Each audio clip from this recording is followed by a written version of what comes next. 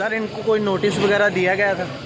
उनके नाम ही नोटिस है हिम्मत जैन के 2017 में, और आज से 20 दिन पहले इनको एक लेटर बाई हैंड सर्व करवाया था कि आप 20 दिन का टाइम है आपके पास, इस सामान को या तो बाहर निकाल दें, अदरवाइज हम इसको डेमोलिश करेंगे। सर जो अंदर इनका सामान वगैरह है उनका क्या हुआ? सामान के लिए इनको 20 दिन का टाइम दिया था, और जितना भी सामान मेरे से निकला वो मैंने इनका निकलवाया है। सामान बहुत ज़्यादा है। ठीक है सर, तो ये पूरे का पूरा ही तोड़ दिया जाएगा? ठीक है। है कि भी गवर्नमेंट जाना है वो तो ही किराए पर ਲਈ ਸੀ ਥਾਂ, उन्होंने पैरवाई नहीं की, कोई केस नहीं, मतलब लिख जाए करना हाथ बड़ा हो जाएगा। उन्होंने ग्रांट की कुछ उन्होंने कराई है।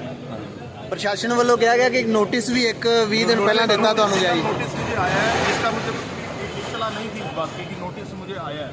बट जब अगर मुझे नोटिस भी आया तो मैं कहीं पार्टी नहीं था केस में। केस तो इनका पुराना पहले डालचंद वर्सेस चल रहा था केस डीओ, ये डालचंद वर्सेस डीओ के टाइम पे नोटिस हैं जो उसके बाद इन्होंने जैन समाज ने इसको टेक ओवर कर दिया। लेकिन मेरे को नहीं समझ आया कि क्या रूलिंग है क्या नहीं है। बंद करा दे तो सारा सामान दब जाएगा। जो अंदर सामान भी सारा टाइम नहीं दे रहे रोकने के लिए, रोके इसको पहले सामान निकलवा दें। नहीं हमें कोई टाइम नहीं दिया सर। हिम्मत Goyal was not ex president, इन्होंने एक्स प्रेसिडेंट बना के हिम्मत गोयल को, एक्चुअली मंदिर का केस चल रहा था, मुझे तो पता ही नहीं क्यों केस चल भी रहा था, मैं जीतता हूँ हारा हूँ उस केस के अंदर, मुझे ये भी नहीं पता। चली आ रही हैं वो सेम चली आ रही हैं। अभी हमारे गुप्ता जी ने भी बड़ी कोशिश कर ली कि सिविल एरिया को अलग कर लिया जाए, बट वो सिविल एरिया अलग तो क्या करना है, बीच में सारी दुकानें बनी हुई हैं, एक दुकान को तोड़ने के लिए आ गए हैं, सारी अनऑथराइज्ड ऑक्यूपेंट्स ऑलरेडी हैं। ये ऐसा भी इसलिए बस कि एक कोर्ट का हमारे पास स्टे ऑर्डर नहीं है बाय डिफ़ॉल्ट, वो भी इसलिए क्योंकि मैं केस के अंदर मैं पार्टी नहीं बना, पार्टी ही समाज थी और डीओ थे। तो मेरा मतलब ये है कि कोई कानून इस टाइम कोई भी कानून नाम की चीज़ नहीं रह गई है, ये सब धक्काशाही चली जा रहा है।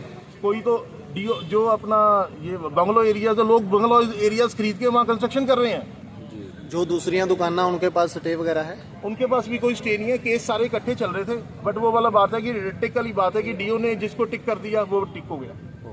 डीओ के खुद के कोई कानून नहीं है, कोई लेनी नहीं कोई देनी नहीं, सारा कुछ ऐसे ही चली जा रहा है। आपने स्टे लेने की कोशिश नहीं की? मैंने स्टे लेने की कोशिश की, मैंने कहा 4 बजे तक वेट करो, बट जितनी देर तक मैं 1 से 2 का लंच होता है, जितनी देर तक मैं इधर आया तो मैंने देखा ढा दिया, फिर मैंने कहा छोड़ो पर। नहीं, आज तो प्रशासन पहुंच गया, उससे पहले स्टे लेने की कोशिश नहीं की? मैंने उससे पहले मुझे पता ही नहीं था, मैं 31 जनवरी के बाद पिक्चर में आया हूँ। प्रशासन कह रहा है ना 20 दिन पहले एक नोटिस दिया गया। कोर्ट की बीच में छुट्टियां आ गई, बसंत पंचमी आ गई, तो जब डेट मिलेगी, कोर्ट ऐसा तो है नहीं मेरी मर्जी से चलता है, कोर्ट ने तो तब चलना है जब सिस्टम। प्रशासन की तरफ से बोला गया कि एक 20 दिन पहले आपको एक नोटिस दिया गया। सर 20 दिन पहले नोटिस दिया गया, वो नोटिस के बिहाफ के ऊपर एक ऑलरेडी केस चल रहा था केवल कृष्ण जी की कोर्ट में, जिनको मैंने रिक्वेस्ट भी की, लेकिन वो क्या था कि वो कहते कि आप पार्टी नहीं हो, आप कैसे बात कर सकते हो। मैंने पहले पार्टी की एप्लीकेशन दी, जब मेरी डेट आई, जिस दिन मेरी डेट थी मैंने उस दिन पार्टी की एप्लीकेशन दी।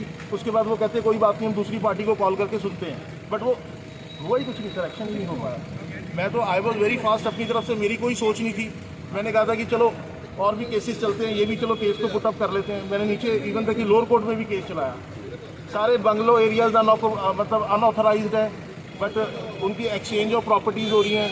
जहाँ पर तो पैसे चढ़ जाते हैं वो काम ओके हो जाता है, जहाँ पैसे नहीं चढ़ पाते वो काम जय राम जी।